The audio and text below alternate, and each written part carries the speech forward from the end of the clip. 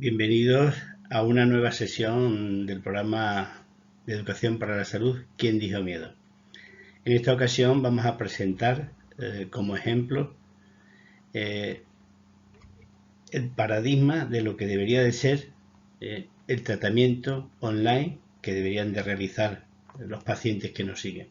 Vamos a poner un ejemplo de una persona que lo ha seguido desde el principio, una persona que era totalmente desconocida desde esta consulta de conductas adictivas, pero que gracias al conocimiento o por otras cuestiones tuvo acceso al programa en finales de agosto del 2021 y empezando en septiembre. Y prácticamente pues 13 meses de esa evolución. Esta persona, que es Amelia Fernández Mejía, reside en Calera de León, y me contaba desde el principio que vivía malhumorada, sobre todo desde el 2021, cuando ella se dio cuenta de que hacía en torno a 7 o 8 años que quería dejar de fumar, que todos los primeros de años se proponía el dejar de fumar, como bien hacen muchos pacientes, y veía que no lo conseguía. Y eso le hacía darse, pues, tener cierto cambio en su humor. Ser consciente que el tabaco le estaba dañando mucho su salud, y no solo eso, sino que le estaba coartando su libertad, se dio o le sirvió para darse cuenta de que necesitaba ayuda, mucha más ayuda de la que ella se venía prestando hasta esos momentos. Y eso fue lo que hizo de que se decidiese a escuchar a un amigo que ya hacía tiempo que le venía ofreciendo unas posibilidades terapéuticas que para ella hasta ahora no eran contempladas. Así que el día 1 de septiembre del 2021 contacta conmigo vía Messenger. No aparecía ni en mi Facebook, y la agregué como amigo, y desde entonces la invité a participar en el grupo privado que dispongo en mi página de Facebook, que es ¿Quién dijo miedo? Y a partir de ahí, estamos hablando en estos últimos 13 meses, vamos a ver qué es lo que ha sucedido en este caso. Pasaron 3 semanas y pudo acceder a consulta. No una consulta ordinaria, como la mayoría de los pacientes podemos entender, sino una consulta online, una consulta a distancia, desde Calera de León hasta Navalvillar de Pela. Y en esta sesión online pues, me impactaron varias cosas. Una de ellas fue que el médico nos hablase del amor propio, la consideración y la estima que cada uno de nosotros debemos de sentir primero hacia nosotros mismos. Y esa yo creo que fue la clave para que yo me pudiese dar cuenta de que tenía que quererme a mí misma, o mejor dicho, tenía que empezar a quererme a mí misma. Así me fui dando cuenta de que estaba esclavizada, y eso no me gustaba, pero ya hacía tiempo que no me venía gustando, y llegó a ocasionarme problemas respiratorios. Conozco a gente que lo han dejado sin necesidad de ayuda, como todos conocemos, incluso a gente que lo ha dejado con el paquete en el bolsillo. Yo también necesitaba ayuda, aunque tardé tiempo, un tiempo precioso que perdí sin darme cuenta y del que hoy me alegro y agradezco el poder haberlo aprovechado. Tengo que contar un pequeño secreto, y es que yo no veía ninguno de los vídeos en los que salía yo, ni de tú a tú, ni de ningún otro. Me daba vergüenza verme y me di cuenta que eso era un craso error, porque así no podía corregir los errores que estaba cometiendo, y a partir de ahí empecé a verme. Estamos hablando que ya llevaba en torno a 3 semanas en seguimiento o en tratamiento. Es decir, los cambios no son inmediatos. Otra cosa que me impactó es cuando el doctor me puso delante del espejo.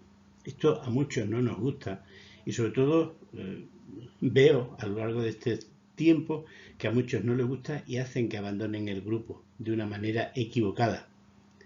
Yo me vi reflejada netamente en una conversación que mantuve con Carmen Orrillo, en mi primera conversación online, en mi primer tú a tú.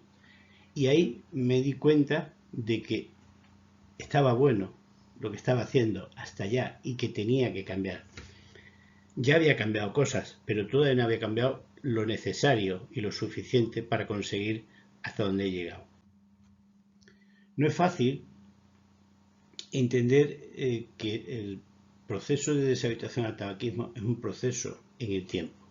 Y no es fácil porque, como os digo muchas veces, hay que batallar con tus dos yo, con ese que quiere y con ese que no quiere. Y al final me di cuenta de que no era tan fiero el león como yo creía. Esta tarde me ha aparecido otra vez el deseo de fumar, me han aparecido las ganas, pero lo he vuelto a vencer. Y así, día tras día, pude darme cuenta de que he sido yo la más importante y he conseguido ir tumbando poco a poco, apoyada en mi decisión de quererme, apoyada en mi decisión de curarme, he sido capaz de tumbar este deseo que me ha ido apareciendo intermitentemente. Fijaros, os he dicho que me costaba verme en los vídeos. Hoy son más de 15 vídeos en los que aparezco de una manera o de otra. He participado en todas las sesiones online que se han hecho desde septiembre del 2021 hasta septiembre del 2022. Quitando el periodo de vacaciones, pues pueden ser en torno a unas 40 y algo sesiones. Y en todas esas sesiones se ha grabado. Evidentemente esos vídeos no se han emitido, se han emitido solo de modo particular. Para que podamos, y sobre todo para que el resto de personas puedan hacerse una idea de quién es Amalia, yo voy a revelar unos datos que son revelables porque ella los ha hecho públicos a lo largo de su seguimiento y sobre todo porque cuento con su permiso para hacerlo. Ella en el 2021 era una mujer de 58 años. Tiene unos estudios hasta COU, es decir, está formada y ha trabajado como costurera, aunque últimamente, sobre todo por problemas de salud, no realiza ninguna actividad laboral. Socialmente está casada y no tiene hijos. Y desde el punto de vista social con respecto al tabaquismo, podemos decir que su marido y sus hermanas con las que convive bastantes horas del día son fumadoras y sobre todo fumadoras que no contemplan dejar de fumar. Todo esto para que sepamos que cada uno tenemos nuestro caso y tenemos nuestros antecedentes. En concreto, Amelia, entre sus antecedentes médicos personales, está diagnosticada desde que tenía 18-20 años, desde 1982, es decir, un diagnóstico muy crónico en el tiempo, de una artritis reumatoidea que le ha ocasionado importantes secuelas como consecuencia de su tratamiento y como consecuencia de la evolución en el tiempo. Sufre frecuentes consultas en medicina interna y en neumología. Y eso le ha llevado en 2 ocasiones a poder pasar por quirófano. Tuvo una reacción alérgica a un medicamento y desde entonces ese medicamento no lo toma. Entre sus antecedentes familiares, Amelia cuenta con que su padre había fallecido el año anterior a ella decidirse a dar este paso y había fallecido a la edad de 85 años, es decir, con su vida cumplida, siendo un fumador que llegó a padecer una enfermedad pulmonar obstructiva crónica a pesar de tener otros problemas intestinales. Su madre vive actualmente, tiene en torno a 83-84 años y sufre de una insuficiencia cardíaca y renal, pero también sufre hasta hace relativamente 6 meses de un tabaquismo pasivo. Dos de sus hermanas son fumadoras activas, como hemos contado anteriormente. Con respecto a su estado de salud, Amelia nos comentaba desde el principio que le preocupaba mucho su estado de salud y quizás este fue el motivo fundamental para decidirse a dejar de fumar.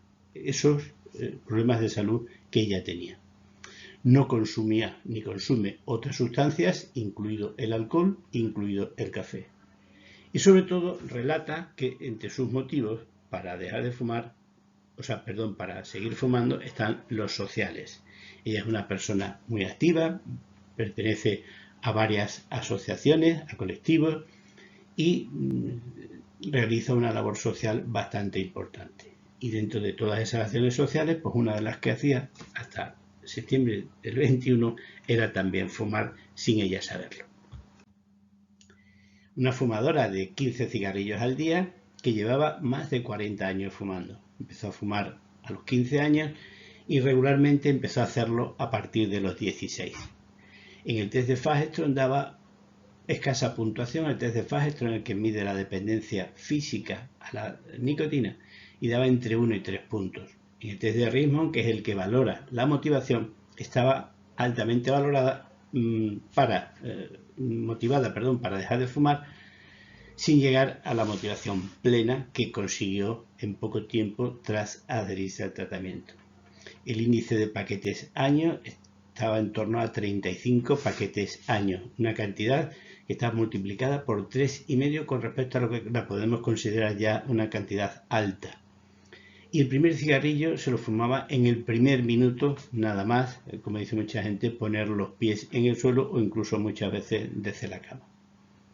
Había hecho 2 intentos previos, no llegando a alcanzar la abstinencia durante un año. Lo máximo que llegó a estar sin fumar fue 10 meses y sobre todo en estas 2 recaídas relata que fueron en relación a procesos festivos, a procesos de estar en una fiesta. Con respecto a la posibilidad que le preguntamos y intento explorar en todos los pacientes si es posible dejar de fumar, Amelia sí veía desde el principio que era posible dejar de fumar y se sentía capaz, sin alcanzar la máxima puntuación, pero sí había una cosa importante, que es que estaba deseosa de hacer el programa y sobre todo deseosa de hacer un programa que hasta ahora no había hecho, esperando encontrar como beneficios el tener una mejora en su salud.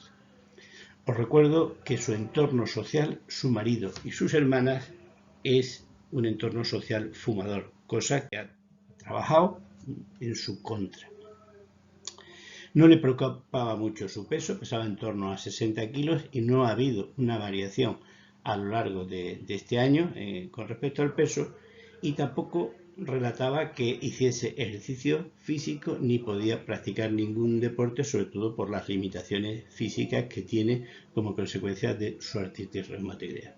Y es una paciente que podemos decir que es de las polimedicadas, es decir, paciente que toma más de 2-3 medicamentos. En concreto, llegaba a tomar entre 8 y 10 fármacos al día, utilizando uno de ellos para dormir.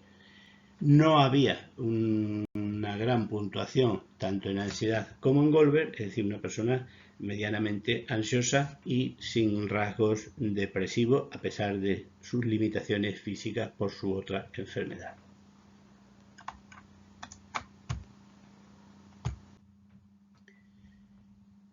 Ella desde el principio, como he dicho anteriormente, asistía a todas las sesiones, ha asistido incluso en alguna ocasión, sobre todo en el invierno, cuando saltaron los plomillos, pues ella posteriormente nos pidió disculpas por haber tenido que salir de su sesión sin ser su voluntad. Y evidentemente un corte eléctrico que afectaba a todo su pueblo y que se solucionó rápidamente, pero ya no pudo continuar.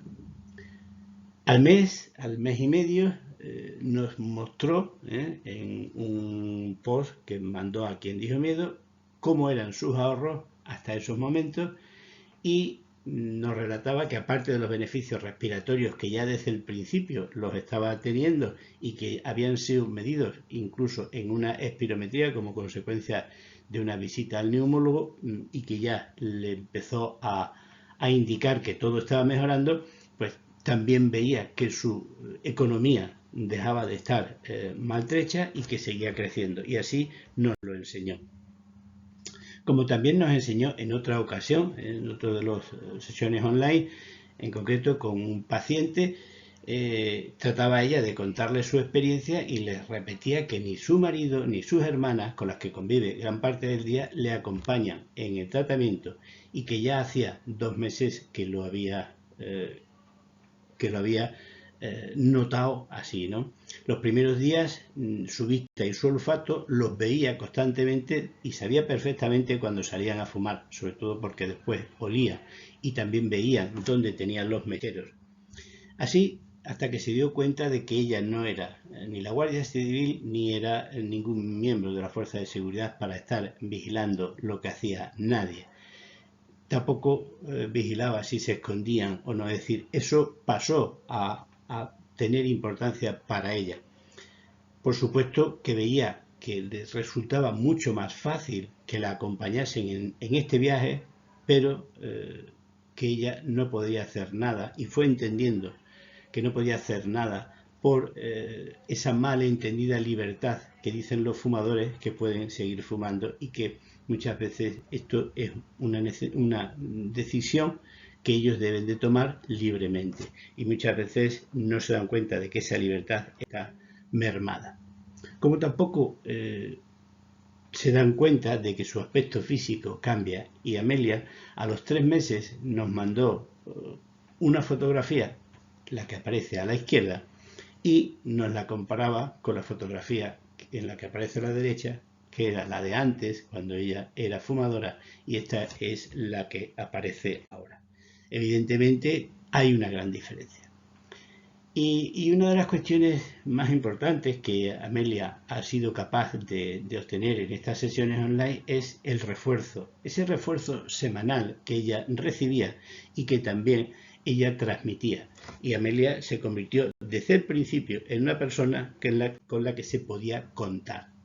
Cuando llevaba 3 meses, 4 meses, recuerdo que hizo una participación en unos miércoles de SEDEZ en un formato de la Sociedad Española de Especialistas en Tabaquismo, de dar a conocer cómo trabajamos desde los distintos puntos de España, y a mí me tocó contar cómo el programa ¿Quién dijo miedo? Funcionaba, y Amelia fue presencial de una de las sesiones en las cuales yo presenté esta ponencia, y no solo eso, sino que me mandaba ánimos para que todo saliese bien. Es decir, una persona que desde el principio ha estado activa en su tratamiento, siguiendo todos los consejos, incluso cuando se publicó el libro El reto de los fumadores, de Antonio Vallejo Domingo, secretario de esta Sociedad Española de Especialistas en Tabaquismo y enfermero en Badalona, y que publicó un libro que es recomendable para cualquier fumador, y que Amelia pues adquirió, y no solo eso, sino que recibió desde Badalona una dedicatoria para adjuntarla físicamente a ese libro, en la cual el autor le reconocía el esfuerzo que estaba haciendo y que ha estado haciendo a pesar de tener un entorno fumador, como ya hemos repetido, pero que el entorno físico de la Sierra de Tentudía, donde ella vive, le serviría para seguir hacia adelante en este proceso de dejar de fumar.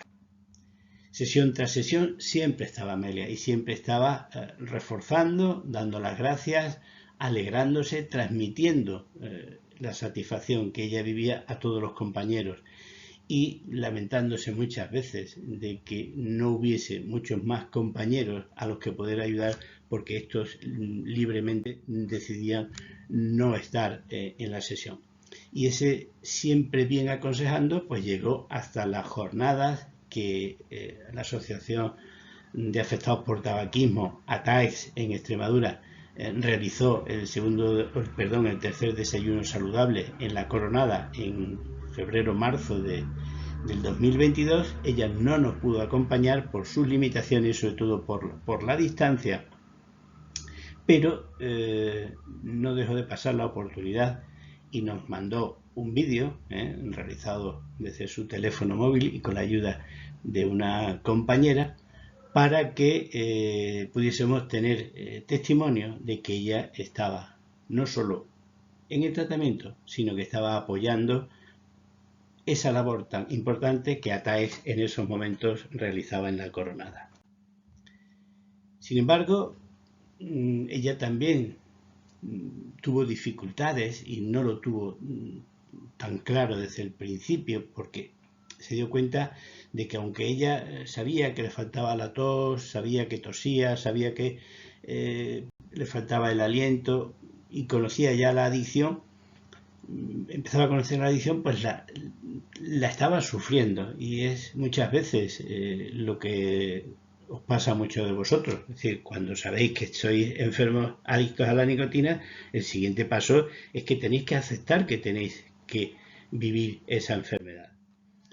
Y decir que lo que a ella le llevó a cambiar fue su motivación. Esa motivación que en principio era por motivos de salud, la transformó en por ella misma, porque ella se quería a sí misma, como nos relató al principio, es decir, su amor propio, su amor hacia ella misma. Quiero dejar de fumar, cueste lo que me cueste, y ahora estoy en esta situación y voy a poder con ello.